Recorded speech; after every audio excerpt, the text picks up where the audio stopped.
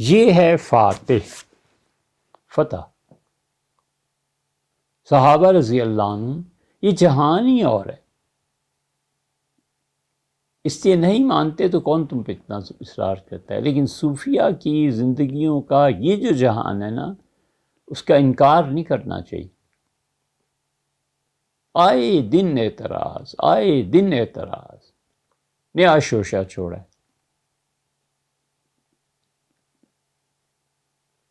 کہ جو صوفی تھے یہ صحابہ رضی اللہ عنہ کو، انبیاء علیہ السلام کو، صوفی انبیاء علیہ السلام کو طعنے دیتے تھے۔ یہ جناب جاوید غامدی صاحب ارشاد فرماتے ہیں تصوف کی مخالفت میں کہ جو صوفی تھے یہ نبیوں کو طعنے دیتے تھے۔ ذرا ایک لمحے کے لیے سوچو، اگر کوئی کسی بھی نبی کو طعنہ دے گا، توہین کرے گا تو کافر نہیں ہو جائے گا؟ وہ صوفی کہاں رہا، وہ تو مسلمان ہی نہیں رہا۔ اور کہتے ہیں یہ صوفی کہتے تھے نبیوں تمہیں تو جو کچھ ہمیں دیا گیا تمہیں نہیں دیا گیا، تو یہ طعنے ایسے مارتے تھے۔ ٹھنڈے دل سے سوچو یار، بات صرف اتنی سی ہے کہ جملہ حضرت شیخ عبد القادر جیلانی رحمۃ اللہ علیہ کا ہے۔ انہوں نے فرمایا کہ میں وہ کچھ دیا گیا ہے جو انبیاء علیہ السلام کو نہیں دیا گیا، اور یہ نقل کیا ہے ابن عربی رحمۃ اللہ علیہ نے اپنی کتاب۔ اب آگے پیچھے کچھ نہیں ہے۔ حضرت خضر علیہ السلام کو اللہ نے علم دیا تھا کہ اس بچے کو قتل کر دو، اس کو کشتی کو توڑ دو اور یہ دیوار بنا دو۔ حضرت موسیٰ علیہ السلام کو نہیں تھا یہ تو قرآن میں آیا ہے یار۔ لو شئت لاتخذت علیہ اجرا، خضر اگر آپ چاہتے تو اس پہ لے لیتے اجرت دیوار کی۔ لقد جئت شیئا نکرا، آپ تو بہت ہی خراب بات کر گئے۔ ھذا فراق بینی و بینک، خضر میرے اور تمہارے درمیان اس پہ علیحدگی ہے۔ اور حضرت خضر علیہ السلام نے کہا اللہ نے آپ کو بھیجا تھا حضرت، یہ کام مجھے اللہ ہی کے حکم سے کرنے پڑے، میں نے اللہ کے حکم ہی کی پیروی کی ہے۔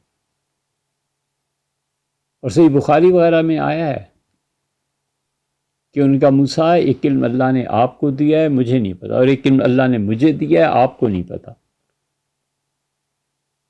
خضر علیہ السلام کا کہنا کہ خدا نے مجھے ایک علم دیا ہے جو حضرت آپ کو نہیں پتا موسیٰ علیہ السلام کو، اور پھر اس کے بعد ثبوت میں 3 واقعات بھی ہو گئے۔ یہ ہے کل قصہ، اور اس کو بگاڑ کے پیش کیا اس طرح سے شیخ عبد القادر جیلانی اور ابن عربی رحمہ اللہ کی بات یہ ہے، اور بگاڑ کے اس طرح پیش کیا ہے کہ تصوف کا کیا کریں جس میں نبیوں کو طعنے ملتے ہیں ولیوں سے، اور ولی کہتے ہیں ہمیں وہ کچھ دیا گیا ہے جو نبیوں تمہیں نہیں دیا۔ اور خیر سے اب فتویٰ آ گیا قادیانیوں کے پیچھے ان کے یہاں نماز جائز ہے۔ غور کر لو، اب بدعتی کے پیچھے نماز نہیں پڑھی جا سکتی، قادیانی کے پیچھے پڑھی جا سکتی۔ اللہ تعالیٰ مجھے بہت معاف کرے کہ میں کسی تفریق کا باعث بنوں۔ مراد یہی ہے نا کہ بدعتی یعنی بریلوی حضرات، ان کے پیچھے نماز نہیں پڑھنی، کیونکہ بدعت بدعت بدعت۔ اللہ انہیں ہمیں سب کو ہی ہدایت پہ رکھے بابا، ہم ان کی توہین نہیں کر رہے، اللہ نہ کرے کچھ بھی نہیں کہتے۔ ان بدعتیوں کے پیچھے نماز نہ پڑھو اور کافروں کے پیچھے پڑھ لو۔ ایک طرح کی خوشی بھی ہوئی، خوشی اس لیے ہوئی کہ کھل گئے نا، کھلتے جا رہے ہیں امام، اور بڑا مقام ہے۔ چلو اب آگے، بالکل ہماری بات پہ دھیان نہ دینا، بالکل خود فیصلہ کرو ٹھنڈے دل کے ساتھ۔ اسی لیے ہم ان پڑھ لوگوں کی مخالفت کرتے ہیں کہ یار دین تم نے برباد کر دیا ہے، مت کرو ایسے، خدا کے دین کے ساتھ مت کھیلو۔ یہاں کی ایجنسیز ان پڑھ لوگوں کو اٹھاتی ہیں،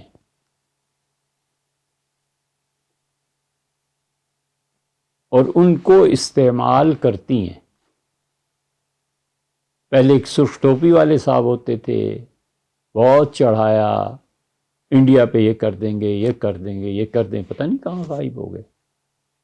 اب وہ ایک اور شخصیت ہے ساحل ادیم، کچھ پتہ نہیں ہے، 4 لفظ پڑھے نہیں ہیں، اور دین کے اتنے بڑے بڑے مسائل پہ رائے دیتے ہیں، ہم حیران پریشان ہوتے ہیں کہ یا اللہ یہ کیا ہے۔ غامدی صاحب ماشاءاللہ پڑھے لکھے ہیں، لیکن وہ ایک اور فلسفہ ہے، مرنا ہے اللہ کو جواب دینا ہے۔ آپ نے بھی، میں نے بھی، ڈاکٹر اسرار صاحب قرآن کریم کا ترجمہ نہیں جانتے تھے۔ ختم نبوت کے موضوع پر آپ نکالیں ان کی تقاریر، ٹھیک جو موقف مرزا طاہر نے قادیانیوں کے چوتھے خلیفہ نے بیان کیا ہے، ٹھیک وہی موقف انہوں نے بھی بیان کیا۔ خاتم کے لفظ پہ بحث ہوئی ہے، وہ کہتے ہیں حضور اقدس صلی اللہ علیہ وسلم ٹھیک ہے آخری نبی تھے، لیکن آخری ہونا کوئی یہ بہت زیادہ تعریف کا مقام نہیں ہے۔ خاتم کا مطلب نگینہ، مہر، خاتم کا مطلب ہیرا، چنا ہوا۔ مرزا طاہر نے یہ شوشہ چھوڑا اس آیت سے ہٹانے کے لیے، اور علماء قادیانی نے ٹھیک اس کو انہوں نے بھی بیان کیا ہے، اور یہ کہہ کے بیان کیا ہے کہ اس میں آخری نبی میں کوئی اتنی بڑی بات نہیں۔ اصل تو یہ ہے کہ پھر اس کا جو ترجمہ کیا ہے وہی مرزا طاہر بھی کرتے، نہ مانو تمہاری مرضی، سمجھے؟ اس لیے چھوڑ دیں،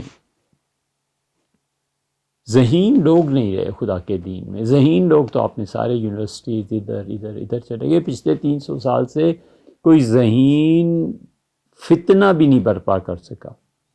ذہین آدمی ہوتا ہے نا، کوئی نیا دین، کوئی فرقہ بنتا ہے، ذہین آدمی کرتے ہیں، ایسی کو تو تھوڑا ہی کرتے۔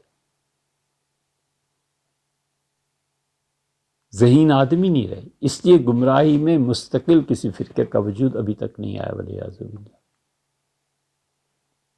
اور یہ مرزا طاہر، ڈاکٹر صاحب اور تیسرے، اس پہ وہ کہتے ہیں کہ عظمہ قاسم نانوتوی رحمۃ اللہ علیہ نے ختم نبوت کا ذکر کیا، اور حضرت نے خود یہ فرمایا کہ بذات اس میں کوئی فضیلت نہیں ہے۔ ہم بڑے اطمینان سے کہتے ہیں، عظمہ قاسم نانوتوی رحمۃ اللہ علیہ کی کتاب تحذیر الناس میں جو آیا ہے، ہم نے یہ کتاب حضرت نانوتوی رحمۃ اللہ علیہ کی آب حیات، حضرت رحمۃ اللہ علیہ کی تصفیۃ العقائد، یہ کتابیں حضرت قاری عبدالرشید صاحب رحمۃ اللہ علیہ سے لاہور میں جانی مسجد جو ان کی تھی، وہاں جا کے سبقاً پڑھی تھیں کہ حضرت اس کا مفہوم کیا ہے۔ عظمہ قاسم نانوتوی رحمۃ اللہ کی کتاب ہے آب حیات، 4 صفحے کوئی مولوی صاحب پڑھ کے دکھا دیں اور سمجھا دیں۔ ہمیں کیا بحث، کیا مناظرہ، کچھ نہیں یار، مت مانو، خود دیکھو، خود فیصلہ کرو۔